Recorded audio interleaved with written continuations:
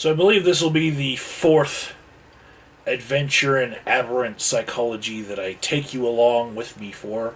And this one, I actually took notes for because I figure at a certain point, you just have to write things down as they happen because they're just too good and they're coming at you too fast to remember it all. So I just took notes as this night progressed. I just got home from this wonderful night, and it all began when I got a call from a dispatch, and they wanted me to go out to a satellite emergency room out in a rich suburb where rich people buy up farmland to not farm it, but to put up houses on the farm so they can have a lot of land and not feed people. So, the kind of clientele that you get in a suburb like that is different than you get in the inner city. You know, it's the kind of a place I would expect to, instead of get a full night of work, I would be there for a couple of hours watching a patient who is a silver spoon teenager kid who decided to make some excited utterances to her teacher and say that she wanted to hurt herself, and then get stuck in the ER until she gets evaluated and then gets referred to an outpatient program, at which time I'm pretty much no longer needed because the patient is discharged. That's what I was expecting this night, but that's not what happened. Oh no. When I arrived at the scene, it was not a teenager. It was not anything that I was expecting. It was a young man, mid-20s, and he looked odd. He was doing something like delirium tremens on his bed, but he was also speaking as though he was speaking to the nurse staff at the nurse's island inside that building. But he wasn't really speaking loud enough for anyone to really understand what he was saying. So, at this point, you're supposed to get what's called report. Okay? It's a nursing term. You give report, you get report. Right? It happens at the beginning of your shift and at the end of your shift. You know, it's a two-way street. You would hope that those who give you report give you as good a report as you would give someone else. Not always the case with me, because I am somebody who likes to take a lot of notes, write them down, whereas the person that I relieved didn't tell me a lot about what I was getting into. What I was told was that this person had received an evaluation, but the placement that he had was not going to take him because they were iffy about it. They thought that something was up. This patient was not on medication. He was off his meds. And if there's any moral to the rest of this story that I'm about to tell you, it is this. If a doctor gives you drugs, do them. At the very least, if you decide to stop, do not stop cold turkey if they are psychotropic drugs. Okay? They need to be titrated down. You need to wean yourself off, or else bad shit happens. And you go batshit crazy. Okay? So, I knew the guy was awaiting another eval. I didn't know how long it would take. I didn't know if it would happen in my shift. I just knew that I had to make sure that he did not do anything stupid enough to get put in restraints, or get tased, or get arrested. Because those three things would keep you from getting your evaluation. They would postpone it. Right? So, that leaves me in a little bit of a pinch. That ties my hands as to, what kind of tactics I can use and what I need to do. And so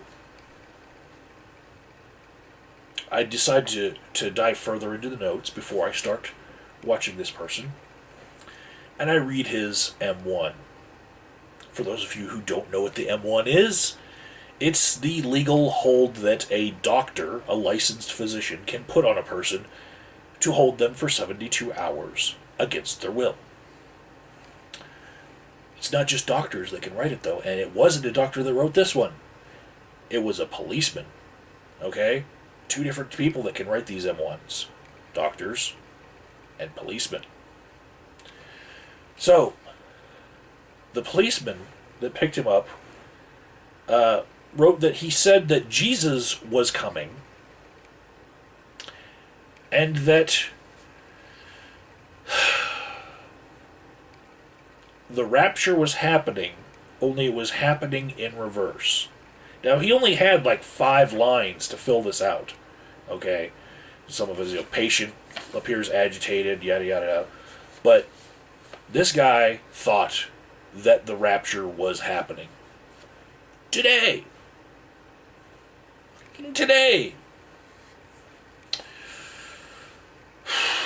So, I looked down and past that sheet, there was the first sheet that people started taking behavioral notes on him. And at 8:15 in the morning, he was brought in. He was hearing voices.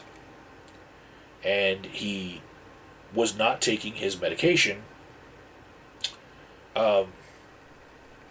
He had an evaluation that day. It happened at 12:48, and at 12:58 it ended, which means it ended badly, because normally an evaluation takes a little bit longer than that.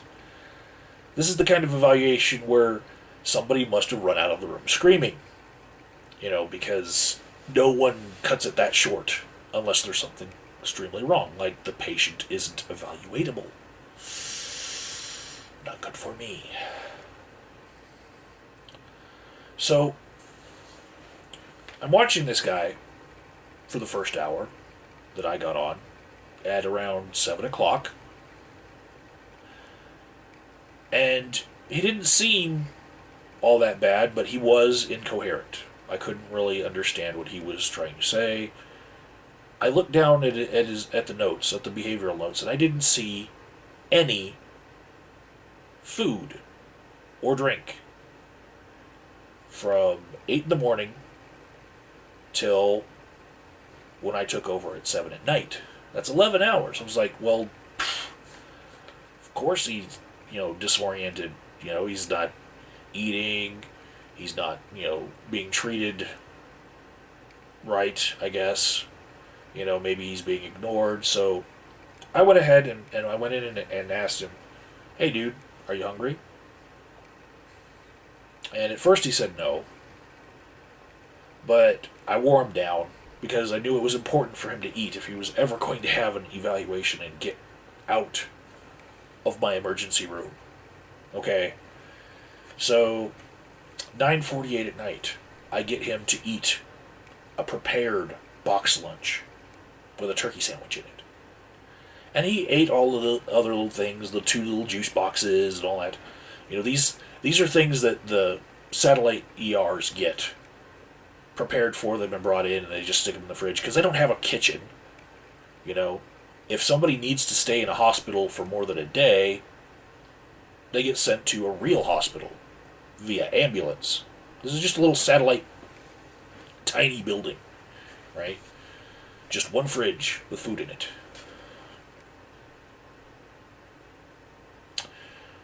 So then about 30 minutes later, at 10:30,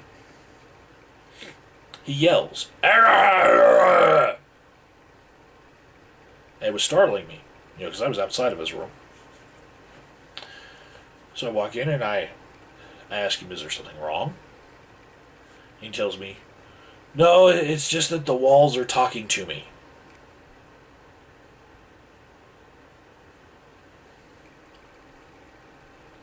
So, I went over to the fridge and I got some juice and crackers out on top of the food that I already gave him because I saw that he had killed that sandwich. I was like, you know what? More food. More food. Just keep his mind occupied because this guy, needs something to do other than talking to voices that are coming from the walls.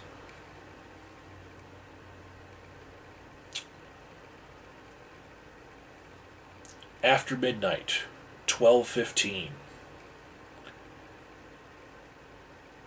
I check on him, and he asks me, "Are you the Archangel Michael?" Now, he heard somebody call me by my first name because I had a coworker there that just happened to call me that. And so he assumed that I was part of his delusion and that I was actually the Archangel Michael. Maybe because I had provided him a little bit of sustenance and some comfort. I got him a pillow. It's my thing. I like to make people comfortable because they don't start shit with me.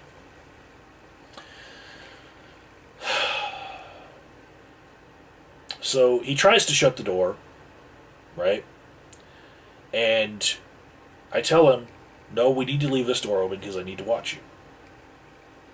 And then I say, is there anything else bugging you right now that I can handle other than shutting the door because we can't shut the door? And he says, no, I'm just catching babies for heaven.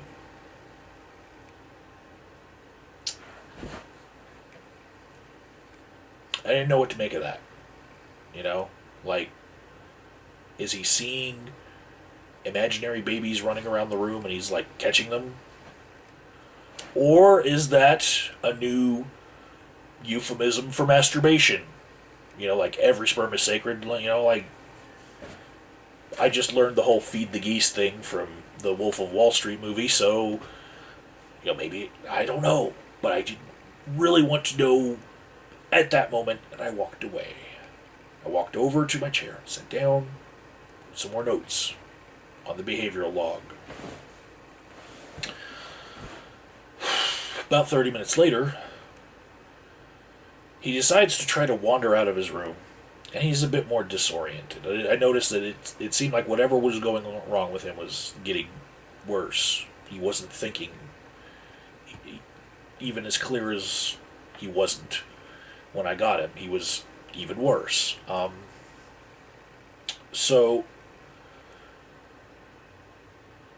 I ask him if he needs to use the bathroom, and he says no. And then he tries to close the door again, and I say, no, we gotta keep it open. I need to see you. And then he starts mumbling something under his breath. I can't understand what he's saying when he mumbles underneath his breath, okay? It's like the way these rooms are made in almost every hospital, as soon as you are inside the room, it's like a different sound sphere. And when you're in the hallway next to the nurse's station, there's a lot of bustle. So you can't really hear things that are in the rooms, which is probably a good thing for privacy and for, the other patients not having to hear his bullshit.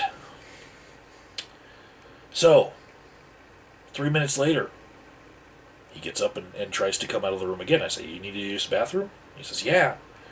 So I walk him over to the bathroom, and he uses it. And then when he comes out, he decides to try to skip down the hallway defiantly. I guess maybe looking for an exit that he could get out of. But, there was no exit for him because he did not have a badge. Badges? We need stinking badges because they have RFID tags in them that help you open doors. He didn't have any. He had a gown. He wasn't going to make it far. But I calmed him down from the skipping because I was acutely aware that the security guard on duty out at the front desk had a taser. And she's a small girl, and she's not going to take anything from him. She's probably trigger happy. So I tell him, look, you have to calm down. If you don't, there's a girl with a taser. Right? And he stops, looks at me, and then he looks back from where we came, and I look over, and sure enough, there she was. She was following it the whole way down the hallway on the camera, on the surveillance in the front, and she was ready to tase him. Okay? Hand on her side. Like, we need to go back in your room now. And he understood that. Okay? And it's a very common thing that the word taser translates into every language plus crazy. Like, it doesn't matter if you're on drugs or you're off the drugs that you need. You hear the word taser, it gets your attention. Especially if you've ever been tased before. It's a don't tase me bro moment right away. It really is a clear, concise word to say to someone. Taser. Okay? So I get him back to his room, and he's very appreciative that I saved him from that experience. And I was actually kind of happy that he got to see what a possible consequence of him acting up might be. But in the back of my mind, I knew we were not going to have a good time if we restrained him or tased him, because he'd be stuck there for another day because of the rules of when you can evaluate someone after a horrible incident like that. So, 15 minutes later, 1 o'clock in the morning, nurse walks into his room, wants to see how he's doing, take his vitals, and the floor is covered in urine. I imagine maybe he urinated before he had me take him to the bathroom. But it was starting to creep out to where as soon as she walked through the door, there was a little bit of a splash. She was disgusted. There was none on the bed, so he apparently intentionally relieved himself a little on the floor in order to, keep himself dry. He was at least that clear in the head. So, of course, house cleaning is called, and the house cleaning lady uses this cleaning substance. It's kind of like silica-based stuff, and she had a bottle of it. She dumps it out, and it actually raised in the form of a crystalline footprint, right? Like the footprints on the moon. It was kind of weird. But it actually took 4 bottles of the stuff. This guy pissed so much on his own floor. And it kind of smelled like Comet. But, and around that point, I decided to try to snow him with food again. And gave him another box lunch. Because when someone doesn't respond to their own television because they have voices in their head, it's hard to keep them occupied, So, another box lunch it was.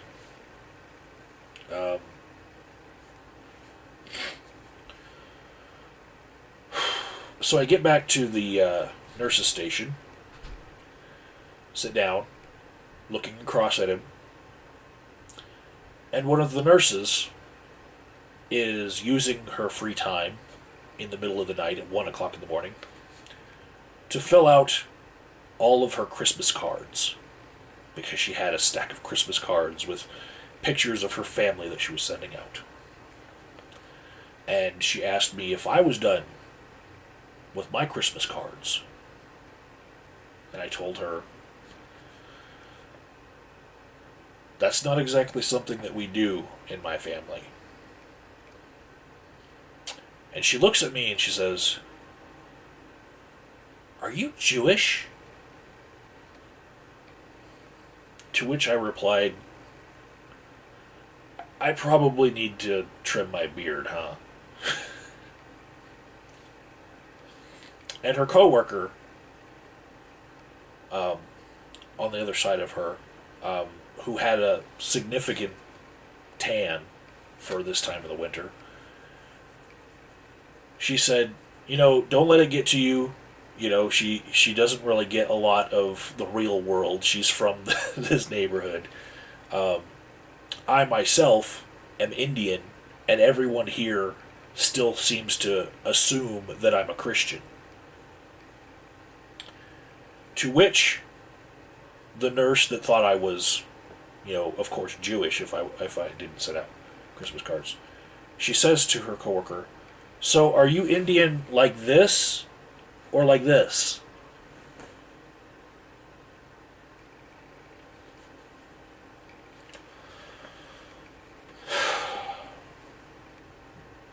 So housekeeping comes and cleans up all the pee after the crystals are allowed to form and soak up all the urine.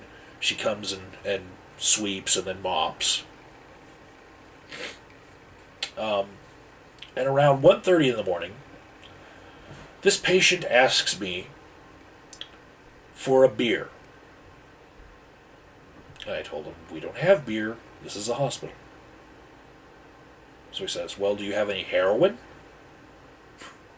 I said, "No, and that's probably your problem." And he says, "Well, do you have any cigarettes?" I said, "No, this is a tobacco-free environment, thank you." And I said, "Once you get to your next facility, you can tell them that you have a nicotine habit and they might get you a patch for it."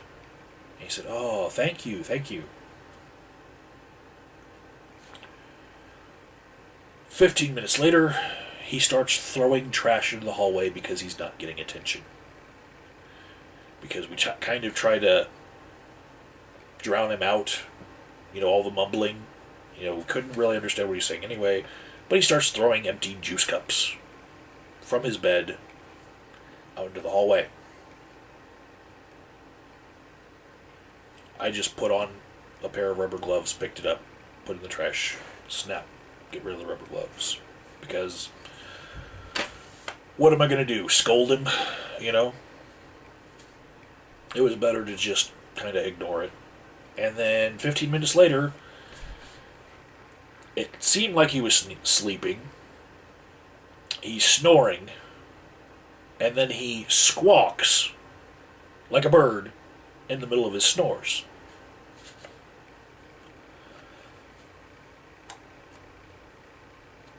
"2:15, after the agitation was witnessed, of the throwing the food containers, the medication that the doctor ordered for him upon seeing that finally gets administered. That's 30 minutes after it happens. He finally gets Ativan. If you don't know what Ativan is, look it up.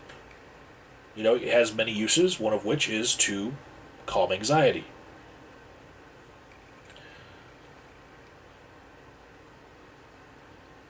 "15 minutes after that, the Ativan hasn't taken, and he yells across the ER at the cleaning lady with a "Hey!" That was really creepy.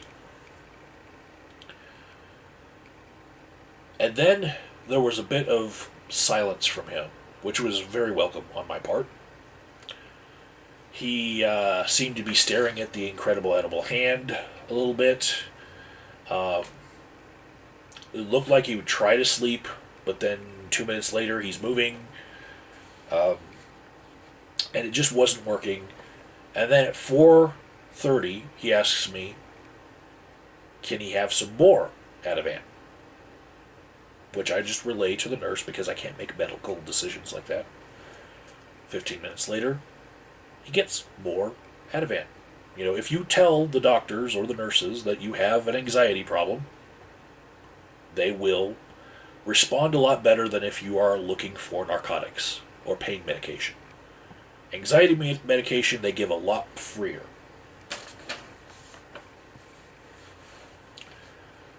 "5:00 in the morning, my patient, when I check on him, wants to introduce me as Arc Mike to his two visitors, who are imaginary, that he has set up chairs for, pointing at his bed, but there's no one there.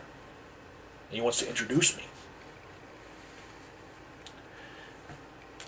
One of them apparently is Abba, which is his word for Yahweh.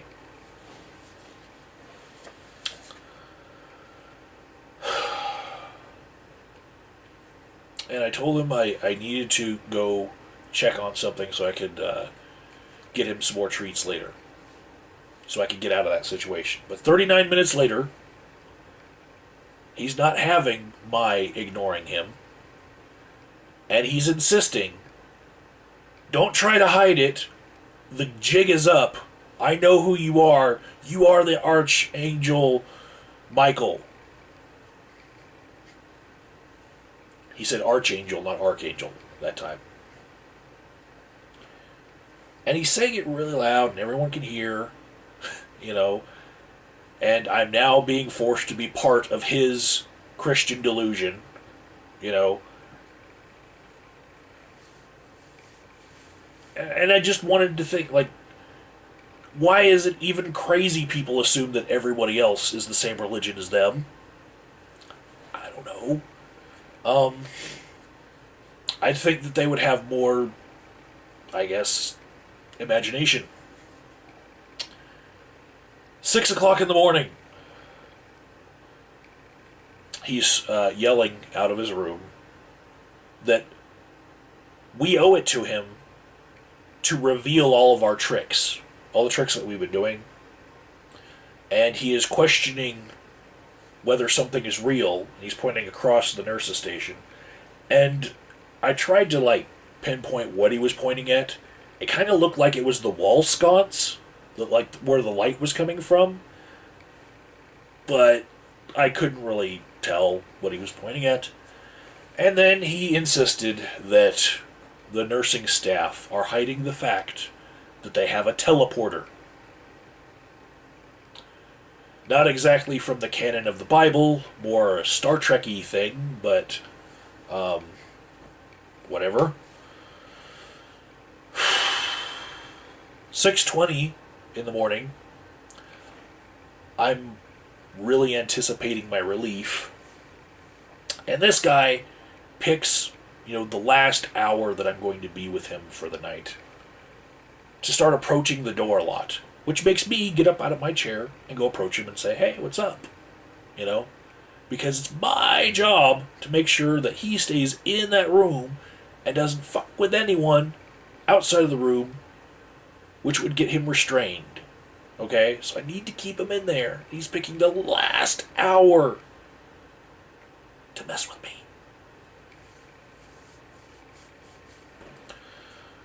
And I had a very bad feeling, so I had the security guard prepare the restraints in case the next shift needed it, because he'd gotten 2 shots of Ativan, and he was having what I have been taught is called the rebound effect. It's where, say somebody is an alcoholic, if you give them a little bit of alcohol while they're in withdrawal, they actually start to spring to life. You might have heard somebody who learned how to play guitar while they were drunk. They can't play guitar if they are not drunk. Because their withdrawal symptoms keep that stuff locked away in their memory. But you give them a little bit of alcohol and then all of a sudden they can play again. It's a real thing. And this guy had gone off of his psychotropic medication, which had made him crash for the first part of my time with him. And over the course of those 2 shots, I saw that he was getting more and more energy. It was actually a calming anxiety medication that is often used as a light sedative that was giving him energy. It's the opposite effect, the rebound effect, getting back to normal. So, and normal for him is batshit crazy. And trying to get up all the time and go do stuff. So what do I do 3 minutes later? go back into my very limited toolbox and pull out another food box to try to snow him with food because he's eating, and at least that keeps him, a little occupied, And I don't care if somebody overeats for one day of their life; it's not going to kill them, I'm not there to watch their weight. I'm there to make sure they stay safe, you know. So he's still yelling at the staff, trying to make a conversation that isn't happening because everyone's ignoring him. Everyone's pretty much waiting for the end of their shift. He yells loud enough that I have to approach his room and try to tell him to, calm down. And he says, Abba said, we need to get this way station going. And I don't know why I was calling whatever a way station. It didn't really connect with me. But when I heard that, I decided, okay, for the last part of my shift with this guy, I'm going to write down every damn thing he says just to share it with you guys. Just one big burst of it. So, here are a few direct quotes from this patient. What happened? Is it true that pagans eat penises? I heard pagans can't fight. It's like my bed, a freaking time machine. Pagans are chumps. Don't know what I mean? Read it in the Bible. If any of you ain't seen, come to me. I don't care if you're all doctors. Look at the lights. See how they strobe? I did that. And then, at 6:53, 7 minutes before I'm supposed to get out of there and be relieved by somebody else who will then have to take over this problem. 7 freaking minutes. A fire drill happens. Which, of course, has a very loud siren. Which, of course, this batshit crazy individual decides is trumpets heralding the return of Jesus.